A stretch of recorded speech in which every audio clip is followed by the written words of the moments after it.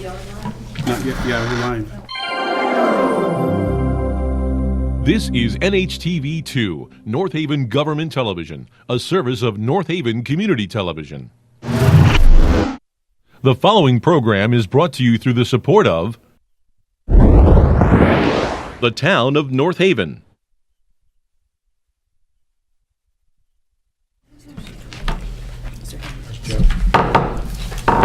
Good morning, everyone. Good morning. Our favorite budget review of the season. Since Saving the best for last. Save the best for last. You make up the biggest part of our budget. Dr. Cronin, if you'd like to take us through your presentation. Sure, I have some opening comments. Certainly. And we'll move on to some questions. So there were two priorities that framed the work of the budget this year. The first is to meet all of our contractual obligations, and then the second is to preserve positions. And that was it. In years past, I've come to you with budget priorities involving programs and other services, and that is not a part of the budget this year. As you probably saw in looking at many of our line items, they remain the same as this year's level of funding. And truly throughout the budget process and through multiple conversations throughout the year with Mr. Frieda, I remained mindful of the state fiscal challenges and tried and realized that those translate in time to fiscal challenges for the town. I asked the administrators to please be cautious in the request this year, and every administrator, beginning with assistant superintendent rather, and continuing through each building principal, presented what I think are really responsible budgets. I'm grateful for their attempts to be so thoughtful in what they asked for. So the board's budget request for 18-19 academic year is $53,727,032. It represents a $2,078,133 increase over our current budget. Of that, $1.2 million is due to health insurance increases, roughly $463,000 in contractual responsibilities, and $338,000 in transportation costs. So if you translate all of that into a percentage increase, it stands at 4.02. In looking at examining the budget closer, you can see that there are a number of areas in which spending has been down and reduced. My hope is specifically that is in some of the school spending, central office maintenance, and then a number of special education areas where you see reductions. My hope is that we're also going to be able to realize additional savings in special education, transportation in particular this year, coming year, as we've joined with surrounding towns to share transportation costs for students who are placed out of district, which can really be quite an expensive endeavor. So we're trying to make the most of the resources we have and are always evaluating our efficiency and our resourcefulness. We do everything in our power to remain and maintain reasonable class sizes of no fewer than 20 students. Sometimes that isn't possible, particularly at the high school level, when you start getting into courses like AP Physics. A course of that nature usually attracts a small percentage of the student population, but it's essential that we have those classes because it helps the standing of our high school. We look at class sizes at the elementary level continuously up through the opening day of school. And that those numbers fluctuate throughout the summer. So just in terms of new costs, one of the items requested in this budget is an additional grounds person.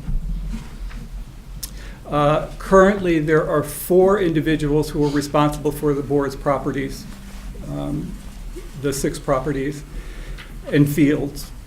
And for the past 5 years, we've tried to add this position, but in the end, we've had to eliminate it because of budget constraints.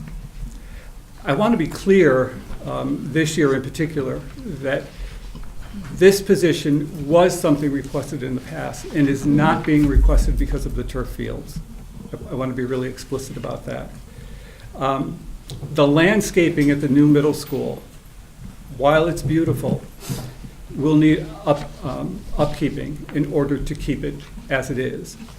To address some of that, we're working with Dr. Dalai to get students, seniors, or actually students throughout high school, to earn some of their community credit hours to come down and take care of some of the flower beds and that kind of thing. The board is also requesting funds for a girls' hockey program. And for many years now, the program has run as a club in the district, and parents pay for their child's participation. So the board's asking for the resources to fund this year, and that totals about $12,000. Last year, one of the things that we spoke about when we did our presentation was a strength and conditioning coach for student athletes. Following the budget, we weren't able to hold that position in our school budget, but Mr. Blumenthal did speak with the North Education Foundation, the North Haven Education Foundation, and they funded the position for us for this past year. He reports that it has made a difference, and I should say that the position is not only for athletes, but it really is for the entire student population. It's been slow in drawing students outside of athletes, but he has sort of upped his process of trying to attract kids to come in. The strength and conditioning coach would be $18,000.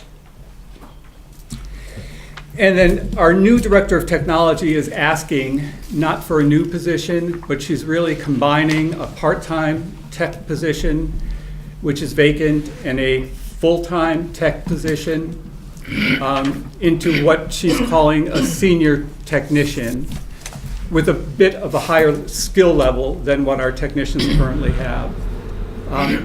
She's done a great deal of work this year in the district. She started in July and has done a tremendous amount of work in terms of restructuring the way that services are delivered. She has centralized all of the technicians so that we don't have simply a technician at every building, but they're sent daily where the need is. Reports from the schools are that it's much more efficient, that they're getting their problems addressed faster. One of the things we're hoping to do with this other position would be to add to the amount of time we're spending in classrooms helping teachers to use technology for instruction. So this would not be somebody who is simply working with machines, but is also working with our people to help them. And the difference between what is currently in the budget and what we're requesting is about $5,000. And those are our only requests, new requests in the budget. And I've highlighted some of what the other line items are like. So at this time, we're happy to take any of your questions. One question, Dr. Cronin. You said one new grounds person? Mm-hmm. What would be the salary on that? It seems like you're showing one for every school. We can talk about that in terms of how the line items have been aligned. Tina will do that, but the salary for that, we accounted for about $60,000. $60,000. 60? Yes. Dr. Cronin, how much do we spend on the boys hockey team? We spend approximately, I would say we spend in the neighborhood of $18,000 because you have to take into account transportation, which I did not hear. And we would split with girls hockey. We're part of a co-op, and we would share some of those expenses with Cheshire and Amity. Yeah. So the boys is a bit more expensive. So the 18 is for the 3 towns or just for North Haven share? The 18 that we're requesting is for the North Haven. No, 12 is for North Haven. Okay, so it's 12 instead of the Yeah. 18. And then, I guess since you mentioned that particular program, but I guess it's hard to, in this budget anyways, that didn't hit me in the head when I looked at me. So, I mean, the sports programs, I guess I couldn't see that in here. Are they in different line items? Where are they? The sports programs is part of the high school budget, just on how the programs are pulled together. So I know there's athletic transportation, I saw that, but, Right, the athletic transportation is shown separately, but the athletics individual line items are incorporated with the high school budget, just because of the way the accounting software pulled it in. All right, just to some of the things you had mentioned, just to address those before we go into some other specific questions we had. Tina, if you can, the additional grounds person you're looking to add, can you give us a list of responsibilities of the ground crews that are there now, what they do, proportioned by time? I can get something from Yes, Phil Lyon. exactly, that's what I'm giving you. It looks like you're also adding a custodial position. No, we're not. I think that, It was- do you want to explain how that's been allocated? No, one of your responses to the question was that you were adding a custodial position. Oh, Well, that was the grounds person, that was, In it's May. just It wasn't one. custodial, I could swear it said custodial. It falls under the maintenance and custodial line item, but it's just the one grounds person. Okay. And you're adding a part-time person under 114A, occupation physical. That position's been there for, It said you were adding it. It said you were adding a part-time position in your write-up. hold on 1 second. 114A amounts for anticipated expenditure for one part-time staff.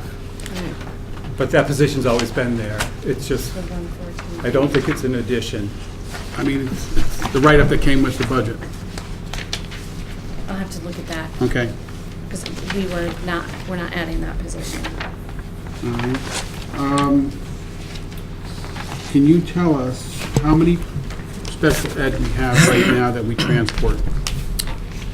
That's one of the questions, and I don't know if it just didn't come across right for that. When, I didn't write down the specific students because I I don't need did- names, I just, a No, number. I know that, I understand that. When we do our budget, we pull it by the runs that we do, so we might have 2 students on one run, but I can, Yeah, I'm not, We're transporting about 39 students. 39 students, and it looks like special ed transportation, with the grant and such, we're spending like $1.7 million Special to ed transport transportation, 39 students? Right. Because you're talking about the run, you're talking about the distance. If you're having to transport just one student to a particular school, I mean, there are a number of, whether or not you need to include a bus monitor with that student, if it's a wheelchair van. So there are a number of variables that go into what it costs. It is. it's expensive. That's more than transportation of the rest of the students in town, 39. Which is why we're trying to get into the collaborative with the other towns to see, all communities are faced with it, and we're trying to reduce the cost. One more question, Doc. Yeah. The IT department was decentralized, now it's centralized, and you're asking for an extra 5,000. What's that 5,000 for again? Our director has asked if she could establish something called a senior technician position. All of our technicians really were paraprofessionals who, prior to working in technology, had an interest in technology, but were doing other things in the schools. So their level of expertise, for some of them, is not as comprehensive or extensive as we need at times. Now, she's done a lot of professional development with them this year because she's been able to centralize them, so they're with her more. But this would be for a senior technician with a bit more skill, who would be able to do some of the higher level work she's looking for. So, and it's about an additional $5,000 when you take those other 2 positions that are not filled at this time. I see, okay, thank you.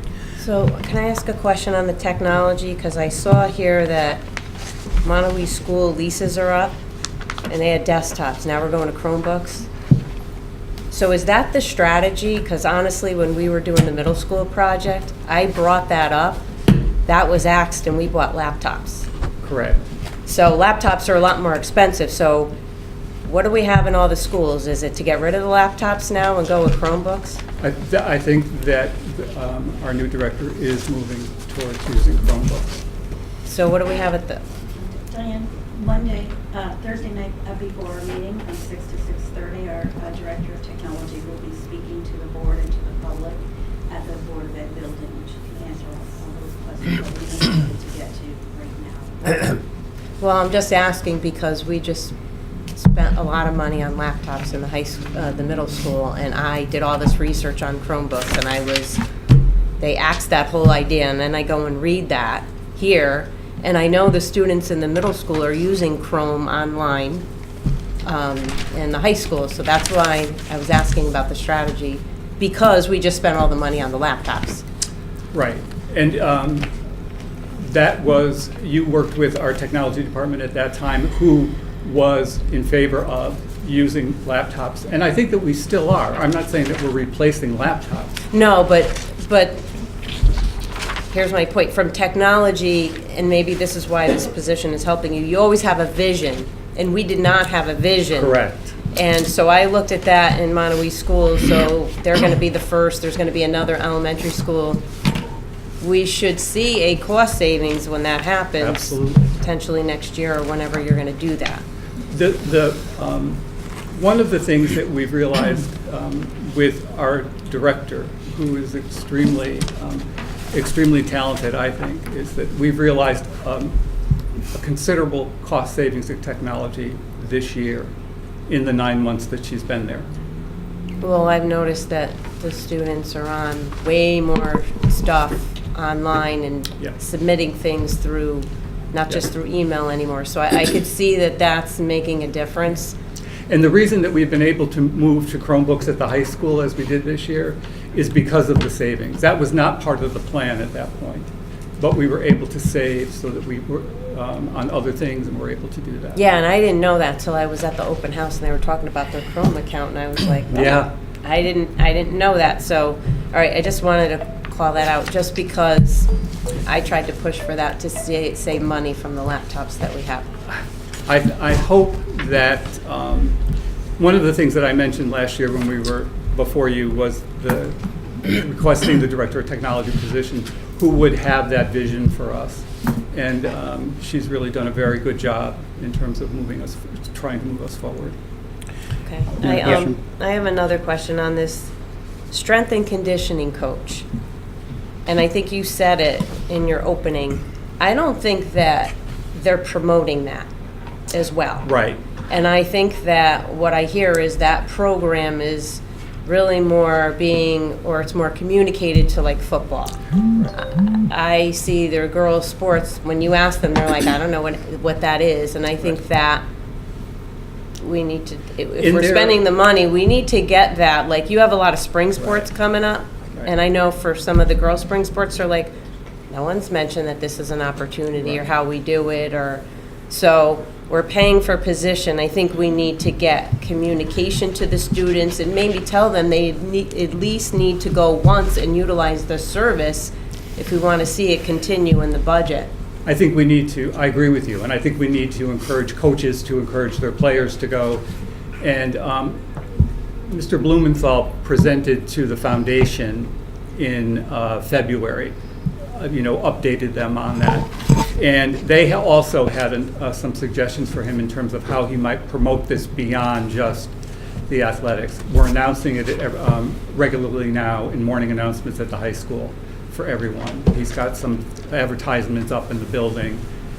So hopefully we'll begin to build that. Well, you just gave me a segue to something I wasn't going to bring up, but as far as announcements, I hear a lot of times that the students can't hear announcements, and that's not just one particular school, but those types of things would be nice if they were sent they're doing everything through PowerSchool or text. It would be nice to get some of those. Okay. And from the high school, to be honest, I get like nothing.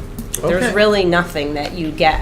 And I understand, I've talked to the principal about the voicemail. I'm like, a text would be great, because when they were setting up conferences, I don't look at my email, my personal email, and I happen to see, today's the last day. And I made a suggestion, send a text. If you don't want to call, I understand. Text, communicate. I think we have some good programs and some things going on, But I don't think we're taking advantage because people don't know, and think about high school students, they're not gonna necessarily tell you that. Tell you, you're right. I will talk with Jen Kosmowski about that and see about doing it through text as well. I thought we were doing it. They do once in a while, Yeah. but it's not consistent. It's not a consistent, okay. Because I thought that they were doing text, email, and phone, so. No, well, it depends, if it comes from central office, yes. Okay.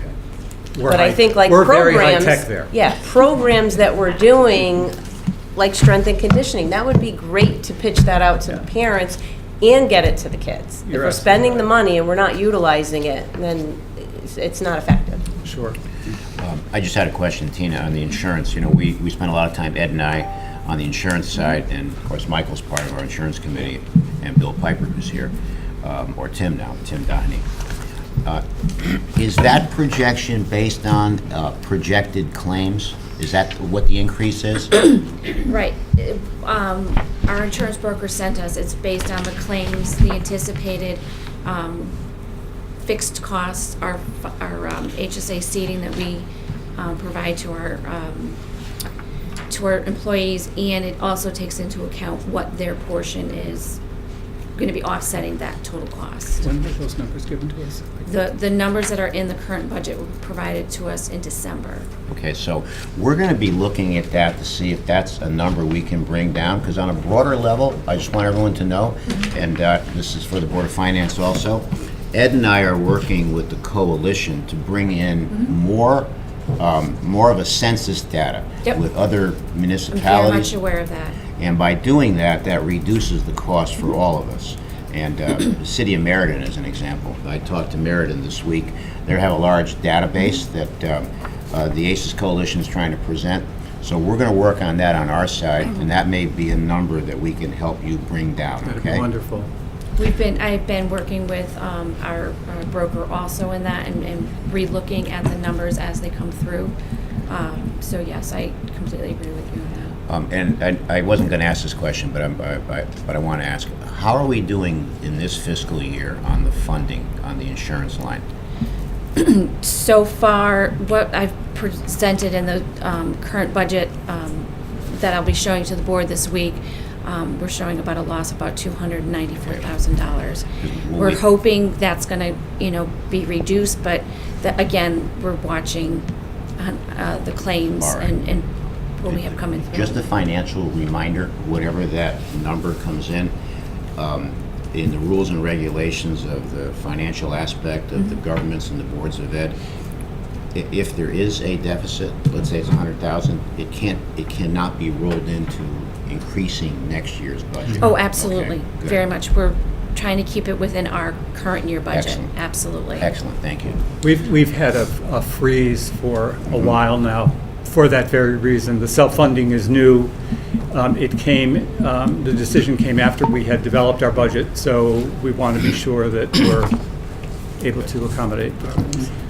Yeah, I'm sorry. No, that was it. That was it. Okay. I just want to follow back up on IT. Your IT administrative service line increased like 36,000, but you're saying the position only added about 5,000. Yeah. So where's the other 31? Is there I'd have to something look else at- going on in that line? I think the part-time that we had from last year, Well, that was the 5,000 we talked about. right, but that was included in with the aides position, so we had moved it up to, it was a realignment of the positions that we were doing with the IT department. The part-time position was included in the regular aides line item when we presented last year, but that position is really in the IT. Say that one more time, please. When To we- maintain consistency, Well, can't- because there it's was hard for us to- realignment on her part, we put that alignment into, But that's why we're here, Ms. yeah. Monica. We can- It's we just hard for clear us all of that. to I can- justify I or can see show you. those trends I know, when you're moving in between lines like that. right. It's more of how she was realigning her Okay. department, so we were aligning to what her needs were. Your tech, or your other purchase service, what you're telling me is software, utility, and licensing went up like 100,000. So you're telling me your licensing agreements went up $100,000? other purchase service. It was question 2 that I had sent you. And you responded that it was software, because I asked you to describe what other purchase services was. And your response was software, utilities, and licensing.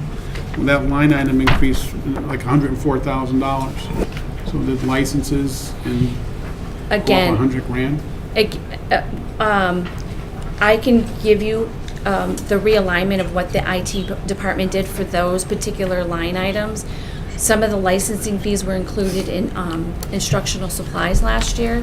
Again, she's realigned it to where they should be, and I have a document that I can share with you.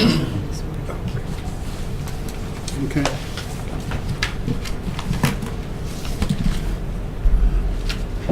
If you don't mind. So just back on the special ed and the transportation for just a moment. So the numbers we're seeing here, are these net or gross of the grant? Don't we get a grant for special ed transportation? The numbers that I think I provided Mr. Monaco, I've it is shared it. You shared it, net, yeah. I yes. shared it with everyone.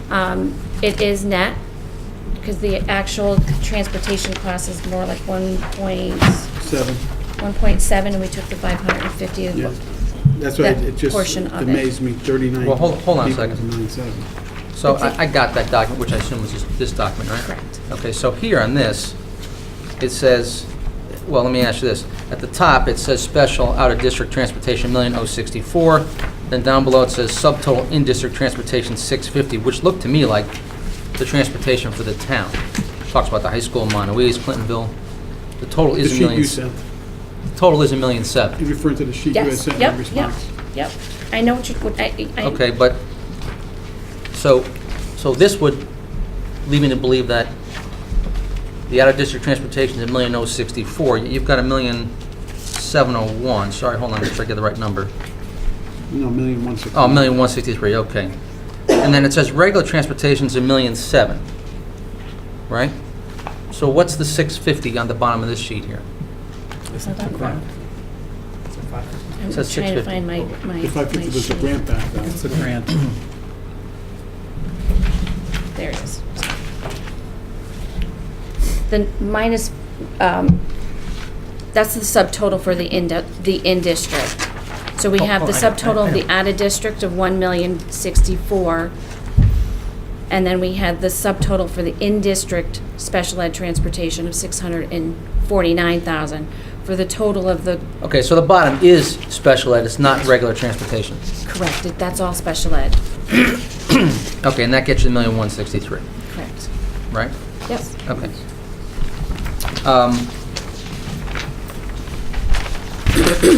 Let me ask another question. You gave us a listing of the excuse me. You gave us a listing of the populations of the school, which go back 10 years, which is in the CAPRA too. I've seen these numbers before for the most part. So we've had a very distinct drop in our population over the last 10 years, and I guess just for the audience, I'll just give the in-district numbers for now, but back in '07, we had 3,867 in-district students, and we now have 3,130, so it's down about 19%. Yet when you look at the number of employees that we have at the school system, we're actually up 5 people. I mean, I have those numbers too, but it's 400 and something. So my question is,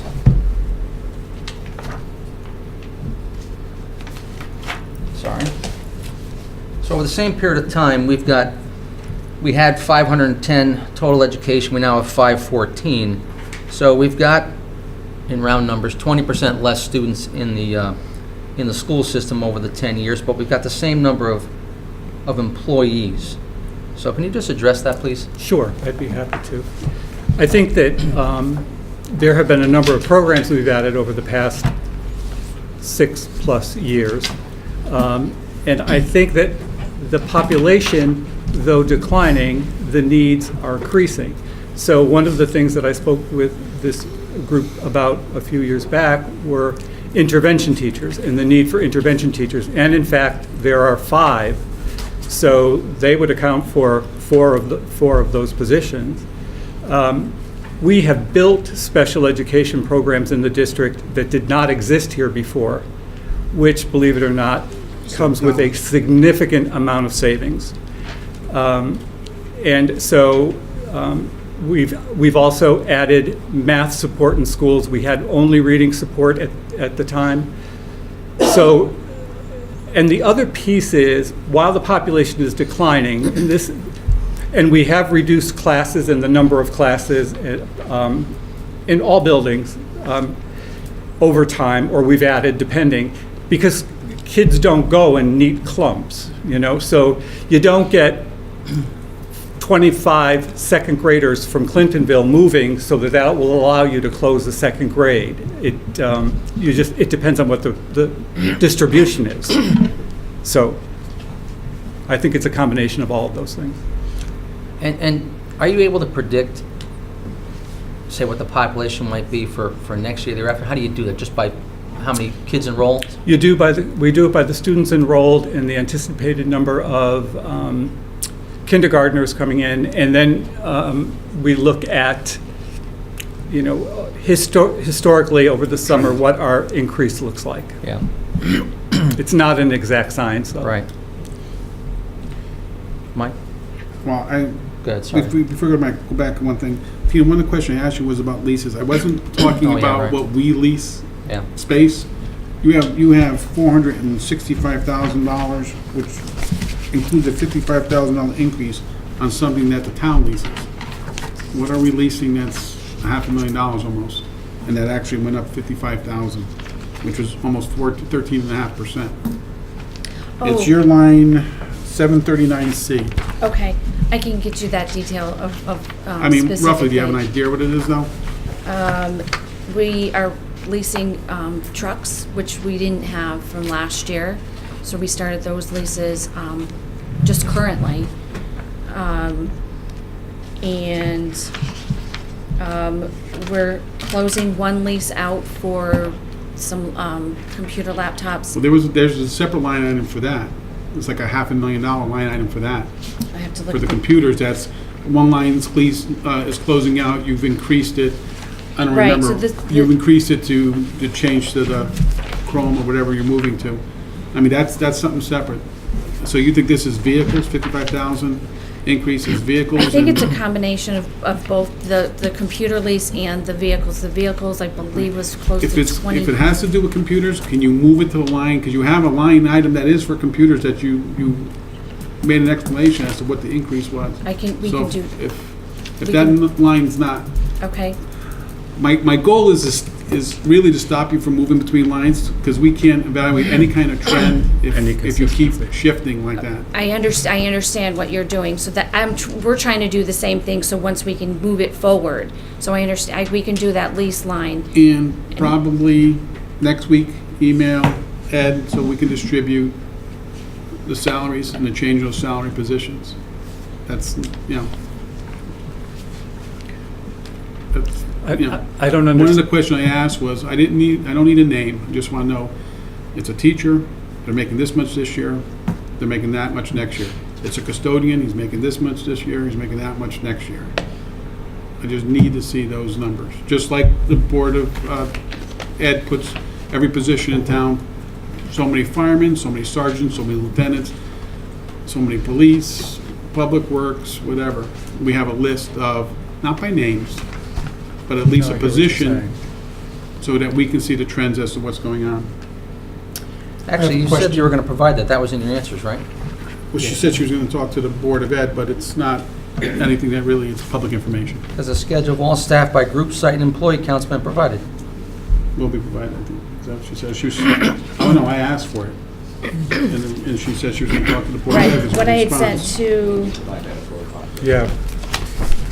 We sent that yesterday. I sent the salary. I A don't know if schedule you- by location, a group including account will be provided for the current fiscal year. Okay. Hey, Ben, I'm sorry, what's the Yeah. Oh, answer? is that- No, this is Yeah, what I I have sent that out too. yesterday. Oh, you say you gave us something already? Yeah, when I walked in the room this morning, Eddie gave me this. But it's very weak. It doesn't give us a breakout as to what you're asking. That's what you gave us, Kim, You this didn't wanna give morning? it to me? Yeah, I have it too. Thanks, Anita. Oh, I have it too. Did everyone get it? Thank you. No, I didn't get Do you it. need? do you We need- sent that we sent over yesterday afternoon. But it's not as defined as what you're looking for. Well, it's kinda, Yeah. No, I got it. So you're got wanting it. more granular detail? I got it, thank you. Okay. And I mean, it's, yeah, it's on a spreadsheet someplace, I'm sure. Yeah, it should Okay. not be a problem. Thank you. All right, So, Tina, how many, I think what you said to Rich is that line is trucks and the computer lease, you think, right? So how many trucks are we leasing? 3. Okay, and how much is the computer lease? This is a lot of money. It's $500,000 a year. There, I could send a lease schedule of what we have Yeah. open. Yeah, that'd be good. Thank you. That'll help. Can you also send us a copy of the bus contract I- for transportation, just so we can figure out, you know, these You mean jumps? special ed, Rich, or? Both, you might as well give us everything, because the town went up 4%, but special ed went up 28%. There was, with the special ed, there were 3 additional vehicles that had to be added in the current year.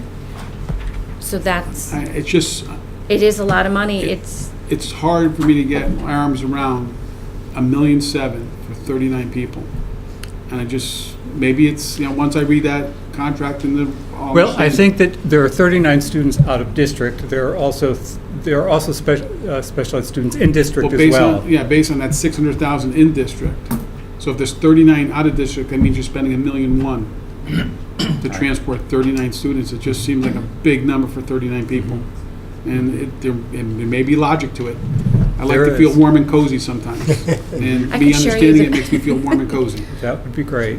We want you to How feel warm long and is the cozy. current bus contract? I believe for another year.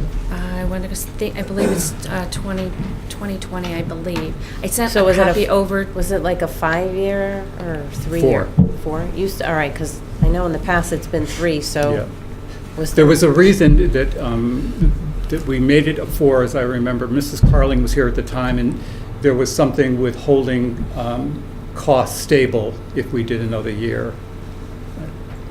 So it's 4-year, okay. you got a line item here for rental of building.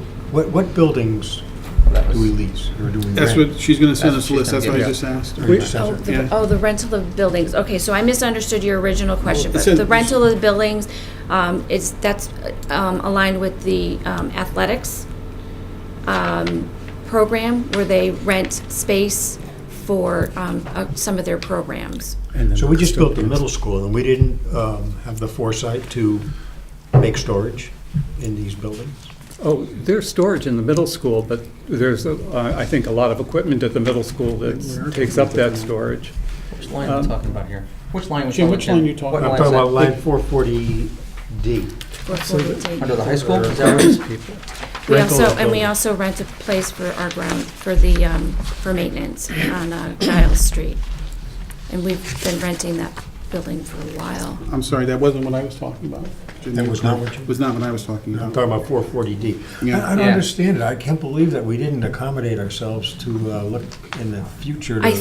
I wasn't here when they were doing the middle school portion of it, but my understanding is that I think it was put in there, but with the other costs that It was, yeah. came about, there was. There wasn't money for it. There It wasn't money wasn't part for of the it. program officially. The school program was the priority, and there wasn't money for it. Right. So it got put on the alternate list that didn't happen. Okay, thank you. That's terrible. Michael, I know you, or Pat, chime in whenever you like. He's Yeah, no. waiting. Yep, I'm waiting for Pat? Mike. Go ahead, Pat. We'll give him a cushion. Lead off, Pat. I'm waiting for Pat. Well, I have nothing to say, I'm just listening, taking it all in. Okay. I'm waiting for Mike, I know he'll have. That's it? That's it. Well, right now, Well, he can knows I- what's Well, coming. Getting back to the interdimensional teachers. you said we- Intervention? Intervention, yes. Am I remiss by saying we're bringing up a society of marshmallows? I mean, why do we, when I went to school, when everybody, I think, in this room went to school, it was a lot different. Yeah, it was a We were lot tougher different. people, we were stronger. Yeah. It's, well, a couple of things I think have changed significantly. I think kids coming up are just as tough. However, I think that the world they're going into is a different world. So when I got out of high school, there were jobs for kids that didn't go on to do anything else. There were factory jobs, there were positions in which they could make a good living and raise a family. That doesn't exist to the same extent anymore. Furthermore, the standards in which they have to meet in order to get their high school diploma have changed drastically. I think in 1974, we had to earn 16 credits to graduate. In 2018, they have to earn 24. That's almost, an additional 10 credits. That's 8 credits. That's 2 more classes a year. So I think that the rigor and the expectation has really been elevated. And for some kids, that's fine, but for others, we need to support them in order to meet that. Jim, I actually didn't realize that an intervention teacher until I had to go to school one day and meet with some of my younger son's teachers, and I met the intervention teacher. And I don't think anyone would describe my son as a snowflake, and I don't think I fit the category either. Although I'm the first to admit there's nothing my kids need more than a little hardship. For my son, she does different things. Mostly it's about keeping him on track. I mean, you raise a middle school kid, he's a pain. It's the usual stuff about get him to do his homework, get him to do follow-up. And for my son, what she's really doing is keeping him on track. She's also a math coach, by the way, she helps him with his math quite a bit. But a lot of what she does for my son is, frankly, make sure he's going down the right path. It's the same stuff, by the way, my wife and I do at home. But your kids will lie to you. You ask them what kind of homework you have, they'll tell you they don't have any homework, and then you find out they didn't do their homework. For him, it's a lot of simple stuff, and it's probably more complicated for other kids. But she's actually been very valuable, and we've kept in touch with her. But that's just a personal example. And again, I didn't even know they had one until frankly earlier this year. Okay. I would also just like to say that for many years, the only intervention we offered in schools primarily was special education. And so what happens then is, in order to get students some help, we're identifying more and more students as needing special services, which is unfair and is not right. But there was nothing else to offer them. This allows us some alternatives so that we can provide the service at their level. How frequent are the sessions? Depending on the child, there's a plan developed for each student. For some students, it's typically at the the interventionists are at the middle school and the high school. So typically, it's on they're on an A-B schedule. So they might see the interventionist on day A, so then it would be every other day. For some, it may be more than that. I think, Pat, my son actually has a check-in every day. I don't quite know. I know they have the A-B schedule. I don't know how that works out, but somehow, one way or the other, he somehow checks in with her every day. It may be that he's just going to see her at the end of the day. Right. He's on the off schedule. I know he does get some math help from her. Maybe it's on that A-B schedule. They Dr. do Cummings does that. as well. They do that Yeah. check-in Right. with a number Yeah. of kids, just to be sure. Thank you. And just to add to that, like the math that we all know is not the math they're doing. My goodness, no. So the switch to the new math, I can't help my kids with the math. We can't help our kids with the Right. math because it's not do the problem. No. It's think about how you get. We learned algorithms. We learned look at an example. And when I taught many years ago, I taught algorithms. This is how you divide. I taught children how to multiply. Today, while we're still doing that, they have also got to be able to explain to us what they're doing in writing at a conceptual level. So it's not just rotely knowing your facts. Those days are long gone.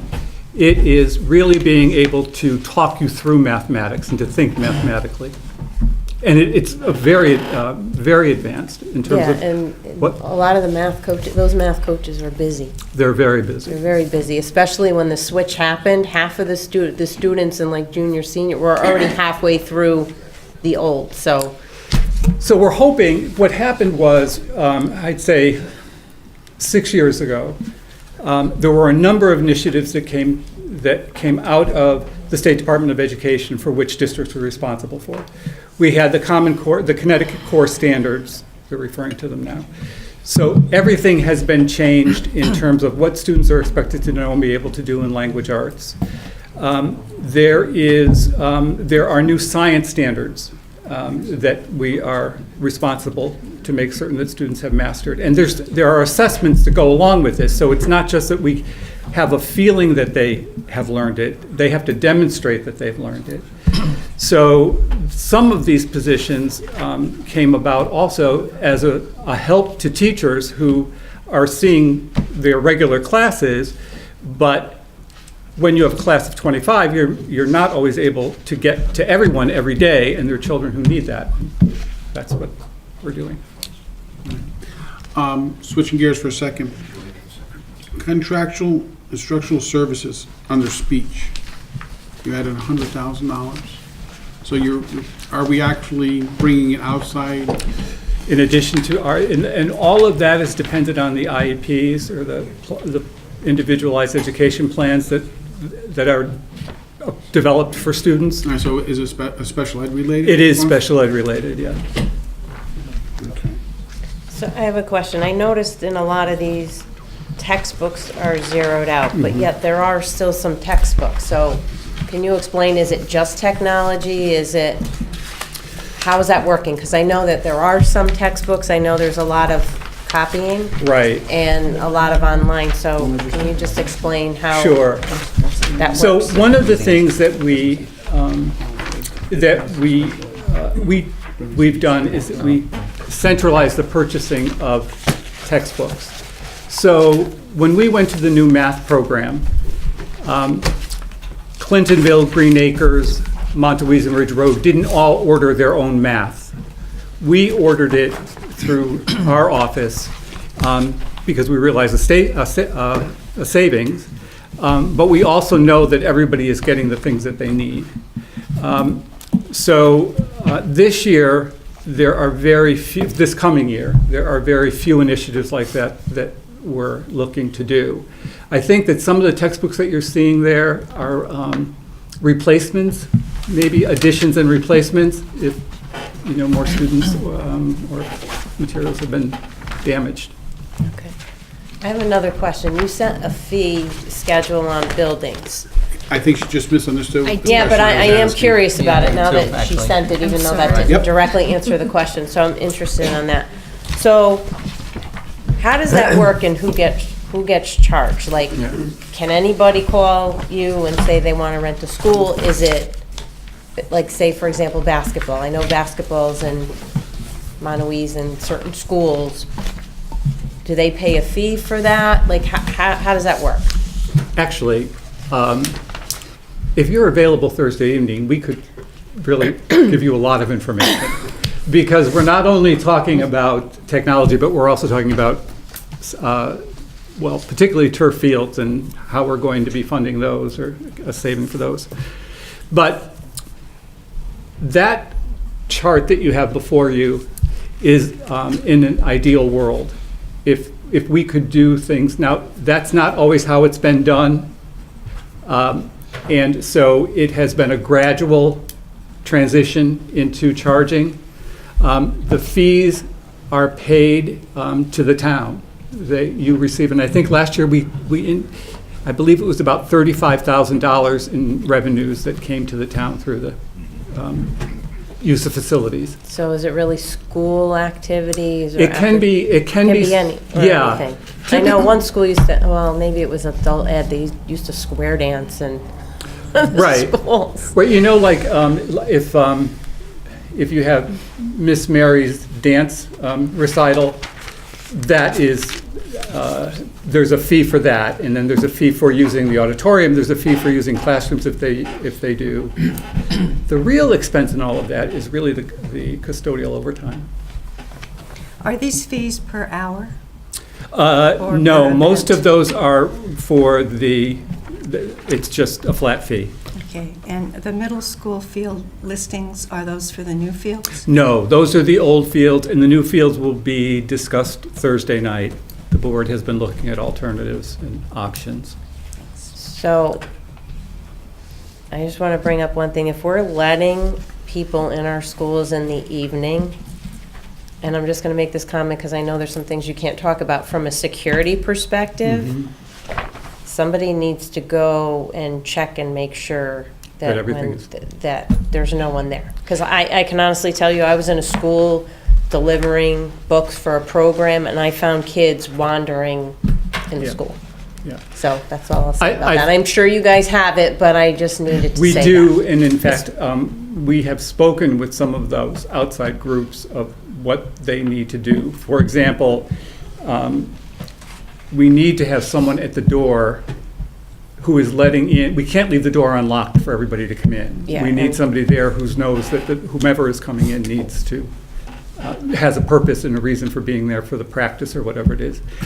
The problem is, I mean, that's an ideal world, and we are working very hard to make it an ideal world, because that's what we need to do. But you'll find flaws, and then we try to correct them. But, yeah. Michael, you haven't spoken yet? I understood that I had the 10 to 11 o'clock hour. Not if you're not here on time. Yeah, you're gonna dock in 4 minutes, right? You only have 56 minutes. I just want to make sure that the most people are taken care of first. Could I ask one more question? Do you have annual security training sessions for faculty? We do. It's a training that we do at the start of each year. The opening faculty meeting is a part of it. We also have built-in practices throughout the year that, and we're going to get more stringent on that. For example, right now, I've asked that every principal work with the police chief, and that they walk the buildings to see where we are vulnerable, where the police believe that there are things that we could do differently. And also to have police in the building when we do lockdowns and that sort of thing, so that we know that our practices and our processes are correct. And so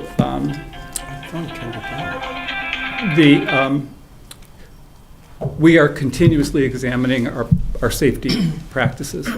It's nice to see that your school bus drivers are getting training now. Yes, they are. And we met with them, Tina and I met with them right after that board meeting. And, and what we've done now is work that into, that's part of our week of orientation before school begins. It'll be on the Friday, August. We've already booked it for every year, it'll be there. It's all yours. All right. At this time, about 45 minutes in, I always welcome you. And I just want to say, Dr. Cronin and Ms. Tangway and Chairman Anderson, that we're very empathetic with your task before you, and thank you for participating in the annual exercise of the trials and tribulations of public education.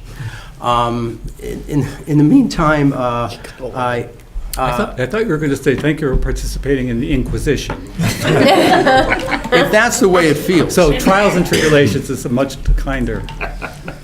Yes. Well, we have to thank you for your service to our children, of course. Appreciate that.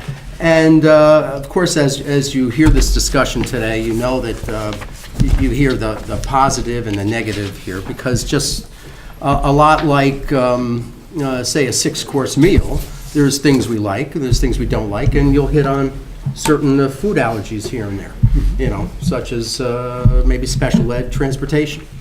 And it happens. But anyway, it's a big buffet that you have, and so we have to go through a few things here. Diane was right that the textbooks and some of the other categories or line items are associated with that. It seems to have like a red flag there for some of the parents and the supporters of education. The decreases in those lines, and in the 600 category of supplies and materials and the 700 category of equipment are 14.85% and 21.70%, those declines of 227,000 and 138,000. And I know that some of the line items, such as IT instructional supplies, which went from $145,000 to $5,900, the note is that it's reallocated. And so that gets into Mr. Monaco's concern that when things change between lines, that it's very hard to understand how to track them. And, what other lines did they go to? Because it seems like almost all the lines in those two major categories have declines. So let me talk, Decreases. and let me talk about that a little bit. It sort of ties in with what Mr. Donahue was asking about the increased personnel. The fact of the matter is that education is a people-intensive business. And so you have to make decisions, and you need to make difficult choices. So while we certainly have not so much textbooks, because we really go out of our way with to be sure that we have the textbooks that we want in the current editions. With instructional supplies, we make decisions and prioritize what we need. An instructional supply isn't necessarily going to help a child, and a person, a body, is. And so while we try to keep the increase as low as we possibly can, some of those tough decisions have to be made. Will teachers have to purchase supplies on their own? No, they will not. No, they will not. Well, there's just 4 lines for textbooks, and maybe some of them are going to some other electronic form of instructional material. But the elementary schools went from $10,000 to $387. The high school went from $129,000 to $107. And those, on a percentage basis, are pretty significant. So last year, when they are significant. Last year, when we presented the budget and textbook requests to you, we were making some changes to the elementary textbooks in elementary materials in reading. So that was a large purchase because that was 4 schools. We're not doing that this year. The high school, largely, I believe that there is one new program that's being offered that requires new textbooks, and then we've got others that are replacements or additions because of increasing population. And I think that in terms of textbooks at the middle school, I think that we were in very good order at this Right, point. so the faculty is okay with these numbers? The fact, to be honest with you, no, the faculty always could use more. But then I would be sitting here requesting 7%, and that's not going to help us. I didn't say that much more. Well, the fact of the matter is the faculty does a remarkable job with what they have. Yeah. And if you remember also, Mr. Hallahan, that 3 years ago, we started the practice that parents were not buying supplies. We are a public school. And that idea of teachers sending home or principals sending home supply lists at the start of the year goes against the belief of what special education, or what education, public education is about. So we're purchasing those, and we try to make certain that the teachers have what they need that they would have asked parents to purchase. Related to that, I just wanted to ask, I see your accounting here, that instructional supplies, library supplies, and other curriculum supplies, they're combined with supplies for the buildings, such as maintenance supplies, heat and gas, and custodial supplies. Could you consider putting that into a separate category so that supplies that have to do with education, with teaching, are separated from things that have to do with facilities, with buildings, and so forth? Sure. I don't know if that was done to make it more.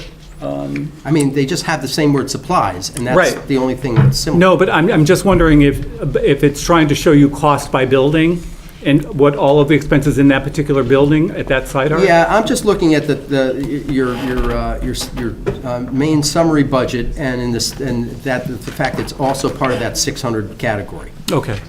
And then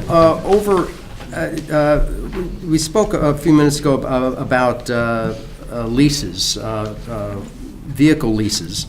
And I see that under leases, under that 22,000, that's a new number. So is that so I know you talked about 3 vehicles, but did you say that you're bringing 1 or 2 new vehicles on, or is that just a new way of paying for the No, vehicles? we have new vehicles, 3 newer vehicles. They're not brand new. Right, which are replacing vehicles where there was no cost, where the cost is previously paid. Right. But unfortunately, with no cost, they didn't go in reverse, and the bottom was falling out. I understand. And by the way, any follow-up questions are always welcome. I have a question. Mike, I'm not sure what you were talking about, because that's a $465,000 line item. Is that the one you're looking at? No, you say the 22,008, which What's is the line number? 739C. 739C is a 465. Right. It's just, it's divided into, actually, must be a sub-line just below it of 22.8. I don't have that.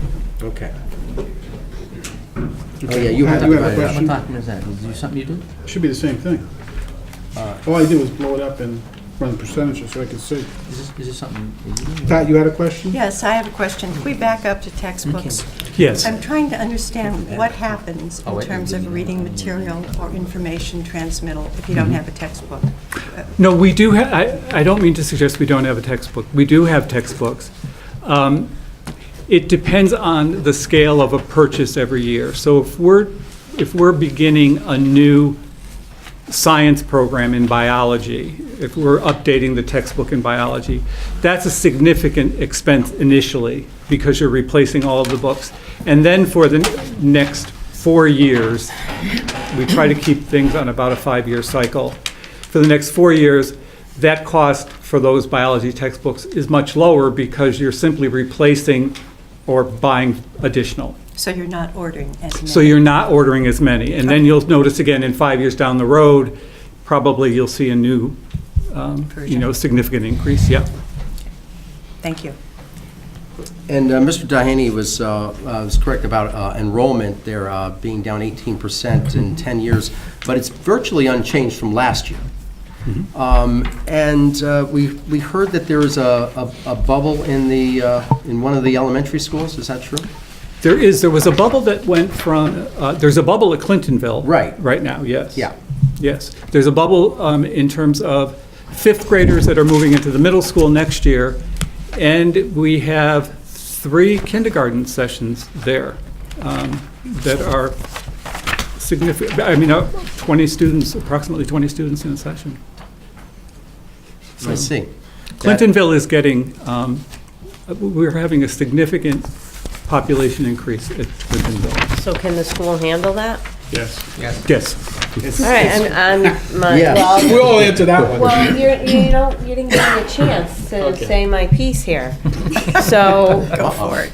Right away, I know what you're thinking, but you're wrong. So if you look at 2008, you had a high enrollment in Montauk, and you ended up moving geographic areas to accommodate that. So that was my question. Yeah. Can the school handle it? And if not, could you look at geographically changing it again? So- Yes, if we needed to do that, we would. Okay, that was just my question. We are able to do it currently. Right, I'm bringing it up because Yep. it was done before. Right. That's all. The other thing that I want to mention about classes. Tough crowd. I know, I know. The other thing I want to mention about classes is number is one thing, but we also have to look at what the needs of students are going in. So Montauk, for example, we added a 3rd kindergarten this year. And there were a variety of reasons for that that made that necessary. beyond just the number of children. So, there are a lot of variables that get considered. Dan, just as a point of reference, Clintonville right now is about 54% capacity. I understand, I'm just asking an Redistricting. informational question. Just redistrict. When somebody here might hear, oh, Clintonville's exploding, they don't have the numbers in front of Yeah. them. That's kind of why I was Yeah. asking the question. It's not really exploding, but. Yeah, but it's increasing dramatically, Yes. right? And it's all population. Yeah, aging we're seeing a lot of population. transition there. Right, aging population and then new people coming, it's all cyclical. Yeah, but the building is well capable of handling Sure. almost twice what's there now. You see what I mean when I mentioned about food allergies before? I do. Yeah.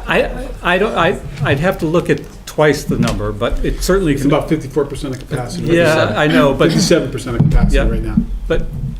but it's not just a number. There are a lot of things we have to look at. Yeah, well, the other thing, which you answered for me, is if you have a large number of special ed in one school, that may be something you need to look at because there's different rooms that these children are in. And if there was a problem with a lot in one school, you may look to another school to pick Absolutely. up that. That's Yeah. another part of it. You got something further, Michael? Yeah, so of course, we always look at some of the larger line items here in terms of their significance today. And you're labor intensive, the teacher's contract. This is year 3 of a 3-year contract, is that correct, that we're going to be entering? Yes. And in that year 3, they receive a 1% cost of living adjustment and one step. Is that correct? I believe that is correct. And that one step, on average, increases their salary by approximately 3.8%? Well, I think that, I think for teachers at the lower end of the salary schedule, that may be true.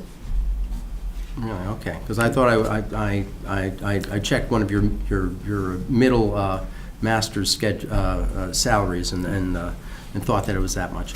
Yeah. So then what would you say the average step increase is, percentage-wise? I would say maybe a 2.5? I would go closer with the 3. 3, okay. Tina is saying 3, and Yeah, she's it's the at numbers least 3, person. because I have the contract here, and I thought it was at least 3%.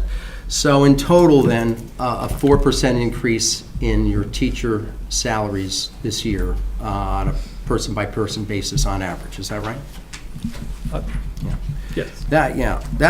Of course, that's hard for us to handle as a town in order to keep taxes from increasing.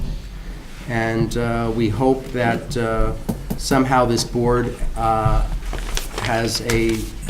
assist in the negotiation of future contracts. We would love you to participate with us. I'll make the same recommendations I've made in the last 4 or 5 years. I strongly suggest you use the town's labor attorney Yeah, to that, negotiate contracts. that I'm reluctant to do because of, there is a specialty in education law, Mr. Monaco, that. He that- negotiates labor contracts for school systems all over the state. Okay, okay. Talk to him at least. Yeah. Well, I think part of this point is that the difference in the hourly rates are significant. Right. And I think that's Yeah. where some money could be saved. So that's a big part of it too, for almost the same type of expertise. We don't, we want to compensate our teachers. We love our teachers. I hope it just happens on a very slow, gradual scale method. So you understand the process of negotiating takes months, and the board really does work very hard at keeping costs reasonable. I mean, it isn't arbitrarily done, I assure you. Okay. And of course, their contribution to the health insurance rises from 16.5% to 17%. So that's at least a help there. Yeah. Well, the health insurance, the health insurance costs, of course, that's something that we hope in this next month, as we learn more about our experience last year, or our experience in the current year, we hope that that number can come down a little bit. But I want to try to get an understanding of the health insurance costs this year. We try to make sense out of the reports that you give us on a month-to-month basis. And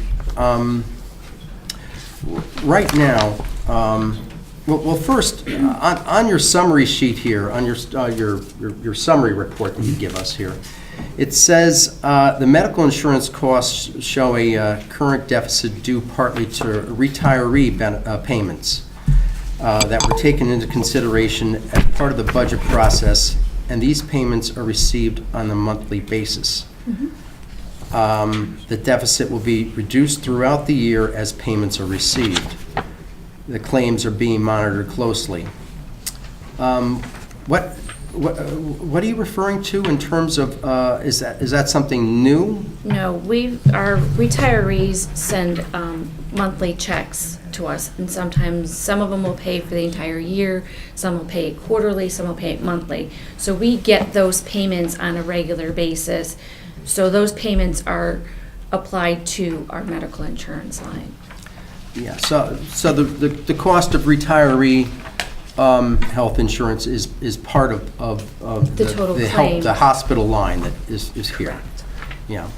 And thank you, Tina, for sending me a spreadsheet, a breakdown on the health insurance expenditures here. And I was trying to reconcile the spreadsheet with the monthly report that we received. And in last month's report, whether it be January 31st or February 1st, it reported total expenditures in the health insurance line of $4,092,000. And yet on the spreadsheet, the total was closer to $3.3 million. So the spreadsheet I shared with you was what Anthem is charging us. It did not include any of the seating that was that we've been paying, that has been paid. Any of the what? The HSA seed money that we have to pay for the employees, that's not in there. But I can share that information with you. I was just sharing you what our claims are. Right. Yeah, I did want to know what comprised that entire $4 million line. So the I can share that with you, HSA money, is that something that occurs mostly in the beginning of the year or throughout the year? Depends on the contract. The teachers are in September and February. Administrators, non-certifieds are July 1st and January. And then our custodians were in August. For the most part, that's when we... Right, so is all the HSA costs already accounted for? All of the seating money is accounted for. It is? Okay.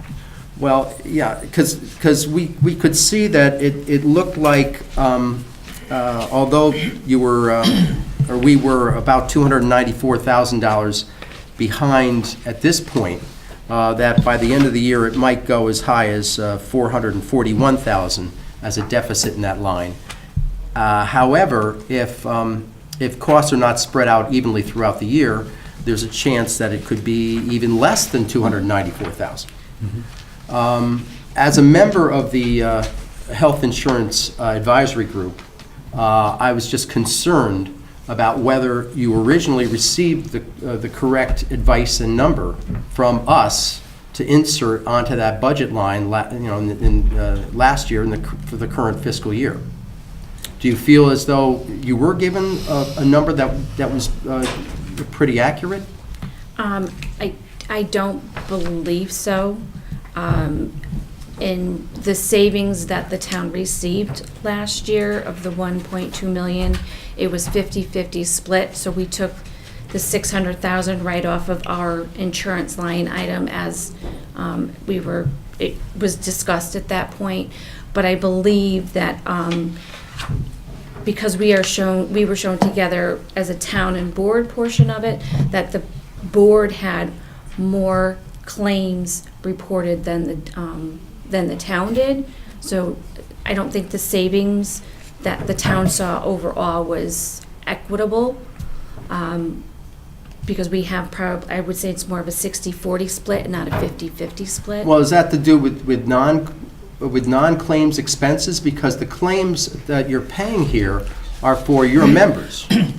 This year's budget is based on our current claims estimate. When Right. that information came through last year, and I can share what our broker shared with us, how they estimated what our claims were going to be, our costs and so on and so forth. I can share that with you too. And I thought you had that information, but I can share what they had proposed our costs were going to be against what we had budgeted for it. Right, well, it seems as though you're going to be probably within 5% this year. And 5%, you're right that that's a little bit high in terms of a deviation of a $5,600,000 line item. Mm-hmm. So I hope that through your agent, through the Board of Ed's agent, Brown and Brown, Mm-hmm. that you will be given a number that allows you to stay within the budget next year, because obviously you're going to have to take money from somewhere to cover this. Yes, we are. So we'll certainly have that discussion during our advisory group about the importance of getting these allocations correct and these estimates. We rely on the brokers to give us that information based on whatever our claims have been in the past. Okay. All right. Well, that's. Well, thank you for working with that and for tracking it and for showing that on your summary sheet. The $294,000 deficit. Again, we want to, where we have a role, we want to help you to be as transparent and as accurate as possible. So, yeah. Skipping to a different subject here. Your funding, the ECS funding that comes through, it does appear as though we're going to receive at least equal to this year's allocation, or possibly a little bit more. Do you always approach that with caution? Well, and actually, we understand that you don't have to, because the ECS money comes over on the town side, and we just give you what the public has promised. Yeah, ECS funding doesn't, Okay. we're strictly talking expenditures. Yeah, all right, so, I'm sorry, so then moving to something that does affect you, the excess cost grant and the other monies that come from outside of our normal revenue that do not go into our general fund. Do you see any changes in those allocations? Have you heard anything from the state regarding any changes in the amounts you might receive next in the upcoming fiscal year? I have not. Those numbers seem to change regularly, and so I don't think that there's anything that's been finalized at this point with either ECS or excess cost. I think that that's still an unknown. What we try to do with excess cost is to estimate low, so that. Right, and that's always been separately accounted for in a way that we've never seen before. So that's why I want to thank you very much for sending us this special education line item budget here, because this has never been given to us before. We want to be as transparent as This is possible. something I've really been looking for years. But thank you, and whoever might have. Don't you remember in 2016 when we started this path? We're getting Yes, to the end of it. It's a long road. Yeah, very good. At the end of last year, did you finish with a surplus, and if so, did you use it for any capital items? We did finish with a small surplus. And what we do throughout the year is that we maintain a file of needs that at the end of the year, if we can afford to, there are some things that we can do. And so there were some capital things done last year, sidewalk work Yep. at one of the buildings. I think that, I suppose the carpeting would, There was some carpeting that was being able done at one of the elementary schools. Clintonville and at Ridge Road, there was carpeting replaced in the library at Ridge Road, there was carpeting replaced in the office at Clintonville. Yeah, about how much did you end up being able to save or as residual from last year? It was not a tremendous amount. Yeah, I thought it was one of your more precise budgets. Mhm. Yeah. Or that you weren't able to realize any great savings at the end of the year. No. Oh, no, you might have, but I mean, in such a way that would lead to you being in the heavily in the black, or Right. significantly in the black, Right. noticeably in the black. Somewhere in the black. There is an ongoing list of projects that we monitor closely, and when we have the resources, however that might come about, those are the things we do. So security upgrades, if we don't get grant money, security upgrades are really a part of that, putting cameras, additional cameras and that sort of thing. And speaking about some of these past capital expenditures, are you happy with your IT setup, at least, with your internet and Wi-Fi throughout the elementary schools, in terms of speed and capacity? I think we've made huge strides there. I think, yes. Are we, so we're 21st century now? I think we might be. And, We might need to look at the high school. Yeah, well, The elementary may have one the step at a Wi-Fi. time. Yeah, right, we got it at the Yeah. elementary school, but I think we need to improve it. To Okay. Mike's question, thinking we're 20th century, we need to upgrade the high Okay. school. One of the items, if I may, when in discussion with our IT director, she said that the infrastructure was in really good shape when she came on board, so she was able to do a lot of initiatives where that we could support, what she wanted to do without putting in those huge costs for the infrastructure. So that helped her better assess where she wanted to go with the programs. So We we good, can Michael? still move forward with that. Almost good. Oh, we're getting there. Oh, no, we're close. All right, well, every year, much the same way that Diane asked you about the announcements and make sure that they're heard, we also look at things that are related to finances, but not exactly finances, in sort of like an evaluation sort of way. And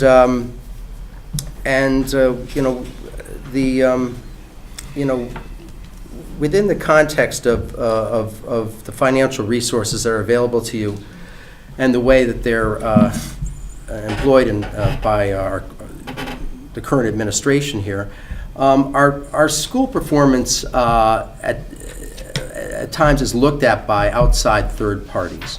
And it seems as though the rating companies have given us sort of like a mixed bag of ratings here, where lately on the good news front, the niche ratings, the niche system, has given the high school a very good rating, a very high rating of 52nd. I'm sorry, no, it's 33rd out of 135 schools, and that's incredibly commendable. That's some very good news. On the other hand, the middle school, and I'm not sure if it was because of facilities or other issues that occurred throughout the years, for some reason, they give us a B minus, and they make a statement here saying that 33% of the students are at least proficient in math and 44% in reading. Are those numbers correct? I think that those numbers have They- increased now. We have. Well, were they correct at the time that this was measured? I don't know how they measure and what they're looking at in order to come up with that information. So I'd need to have more clarity about that. You know, what goes into figuring that? Are they looking at state performance on state assessments? Are they looking at graduation rates? Yeah, well, this had to do with the middle school, and there is some definition here, which I'll share with you Okay. at a later time. Okay. But I'm just saying, you know, that whether it be businesses or realtors or other potential residents, they tend to rely on this more than they should, Right. probably. So this is, we're going into our fourth year with the Smarter Balanced Assessment, which is the new state assessment. The first year of the administration, the middle school performed very poorly. And we've made a concerted effort over the past few years to turn that around. And that's happened. They're performing far better at this point. So possibly that goes into some of that, you know, that historical data goes into that.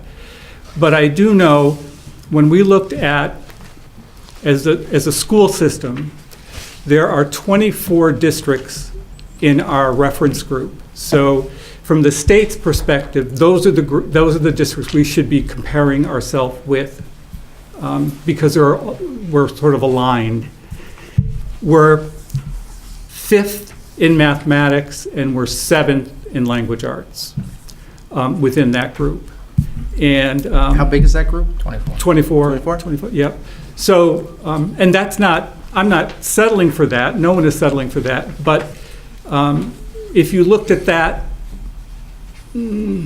7 years ago, it would not look like that.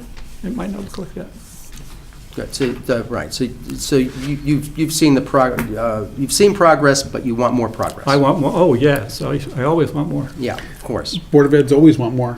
Yeah, Any no, category this is not possible. money. This is not Any category money. possible. No, Mr. Monaco, this is not money. I said any Right. category. Schooldigger.com gives a high school 52nd out of 135. So, you know, I think we all see progress, and I just am not sure about the legitimacy of these outside rating agencies. I don't know either. Because we also got one just recently on safety and security, and of 102 districts, we're rated 13th. Which, you know, when the numbers work in your favor, you certainly want to use those. Yes. So I don't know how. One of the criteria used in this happens to be student-to-teacher ratio.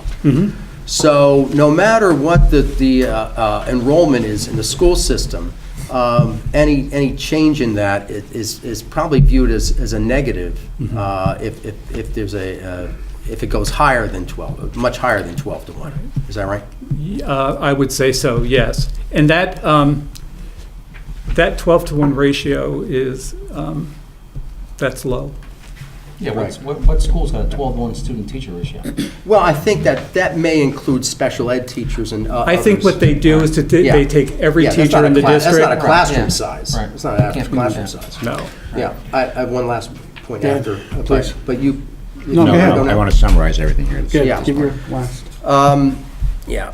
So lastly, you know, with our taxpayers not being very receptive to any rise in taxes, any budgets that include increases, in order to somehow get through the system, an increase, it needs some sort of strong advocacy, you know? It needs a strong push to have a possible chance at passage. So, you know, last year and the year before, we saw some visible support in the community for higher educational spending. Do you believe this year that you have the same level of activism as you've had in the past, or do you think in the next 2 months it would generate? I don't know about, I don't know what to say in terms of activism. I do know that we have parents that are very committed to what's happening at the schools and work very hard on behalf of that. Now, again, that's, I'm not talking about advocacy groups that are, you know, formed and with Well, that. the T-shirts. I'm sorry? The T-shirts. Well, yeah, the I don't T-shirts. see any T-shirts. Right, what's that? I don't see any Moot point, T-shirts. though. They're not, no, we haven't had T-shirts yet. So that's why I don't know that there'll be the advocacy to that level. I truly don't know. Yeah, well, it comes down to votes. If the public perceives that education, that just say that the teacher's contract, that most of us believe in, it causes education to go up and causes taxes to rise, you're going to need a lot of T-shirts to get this over 50%. Right. At the May referendum.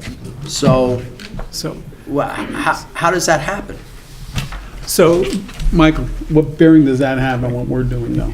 Yeah, let me take a Well, minute. we have to, but we represent the public, so we want to see that side here, so we know we are being fair and balanced, because if we're just for the taxpayer, then, you know, everyone's going to get cut. You're going to get cut Right. more than you'd like. All right, folks, I think it's time to summarize, okay? So I want to spend about 5 minutes, no more than 5 minutes, with some closing remarks here. First of all, I want to thank Dr. Cronin and Tina and the entire Board of Education for giving this Board of Finance the information that you've provided.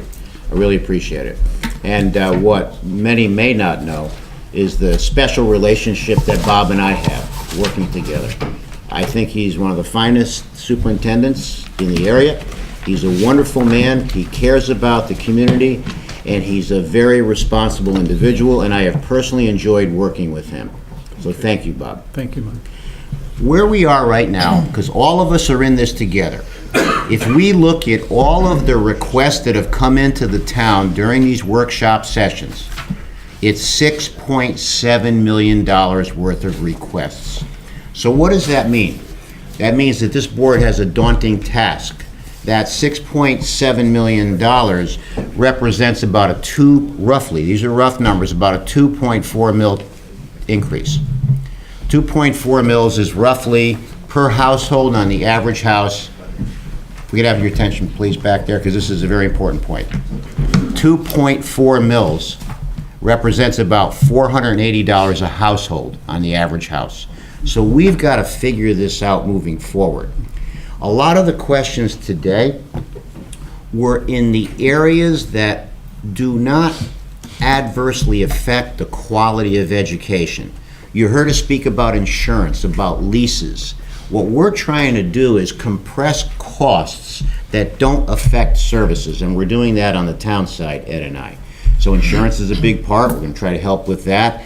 The questions on the leases, these are questions designed to say, where can we compress costs to ensure that the quality of education in the classroom still remains? And that's one of our goals. We've got to figure this out in an environment of uncertain revenue, whether it be the state or even the town having to make up revenue that was one time, let's say this past year, that's non-recurring next year. These are the challenges that we're faced with. As an example, we had projected on the building permit fee side, on the town side, $1,850,000. That was $1 million more than what we would normally derive every year. we're not going to be able to project that same building permit fee revenue because Amazon's building permit fees and fire fees are already in there. So we're going to be starting now a little bit in the hole on the revenue side. So that is something that we're contending with on the town side. And the 6.7 million in request doesn't even factor in the revenue side. And plus the uncertainty about the state revenue. On the town side, even though they're not budgetary items, LoCIP, local capital improvement, TAR, we don't know if we're going to get that. That could be about $500,000 right there. You know, this conversation about MRSA, you know, with a letter, I referenced this the other night, a letter to the editor about Bob and I are alarmists. Well, we don't have that 1.4 yet. We can't spend what we don't have. So the questions today, although they appeared to be very direct questions, they weren't meant to be disrespectful in any fashion. This is what we're faced with today. Not only us, but every city and town across the state of Connecticut. So I'm grateful for what we do as a school system. And coming back to one of Michael's questions, I can tell you what is a fact. As part of my economic development involvement, which is extensive all over the town and all over the region, I am very close with the Greater New Haven Realtor Association. And everybody I talk to says that there's so much interest with new families moving into North Haven from other cities and towns because of the school system. And that is largely derived by the quality of education in the classroom and also the optics of our campus. When people come in from other towns and they see that middle school and they see that high school, they say, wow.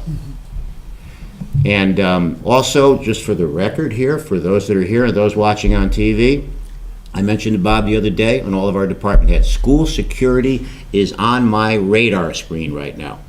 And my goal would be to take away, even talking to Tom Marak and Carol Ardito, we had a meeting this past week in my office with the teachers union. My goal would be to take school security as an expense out of the Board of Education budget and put it in a separate category. And just so you know, Bob is going to be doing sort of a survey for us of what we could do. We're going to cost that out for the future, and we're doing the same thing on the town side for security. School security is at the top of my list right now and things that we need to look at. And again, the goal is to take it out of the Board of Ed budget. In the meantime, we're faced with the 6.7 million in expenses, the roughly 2.4 mil increase with an environment of uncertainty on state revenue. That's where we're at, ladies and gentlemen. Thank you, Michael. Does anyone else have any questions? Just two quick things. So you mentioned the Board of Ed meeting. It's this Thursday at 7, I'm assuming? No, the Board of Ed, there is a presentation on technology at 6. Okay. And the Board of Ed meeting is at 6:30. And that's across the street in the annex? It's the, yeah. All right, and then maybe for Tina, before we break up, there was a couple of requests, and so before we break up, maybe we could just make sure we all agree on what we asked her to bring us. I know we heard the leases. I don't know if any of the members had others than that. Leases, the explanation of the ground crew, what their functions are, percentage of work involved in each one of those functions, In the bus contract. and a copy of the bus contracts. Is there separate contract for special ed and it's one contract It's for? one contract, Okay. and I sent it over, but I can resend it. I can send it to, Oh, if Ed has it, Ed can forward it to us. Okay. So we got just grounds crew, And leases. leases, anything else specific? We're good. We're good. Anyone else have any other comments? Generally, I'm very supportive of this budget. Yes. Anything else? Thank you very much. We're Thank you. adjourned. Thank you. Thank you. It's nice to talk with you.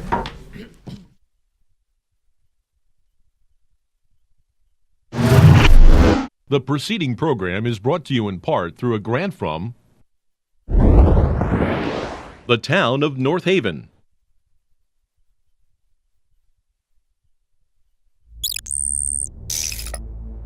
Watch town meetings or other videos on demand at nhtv.com.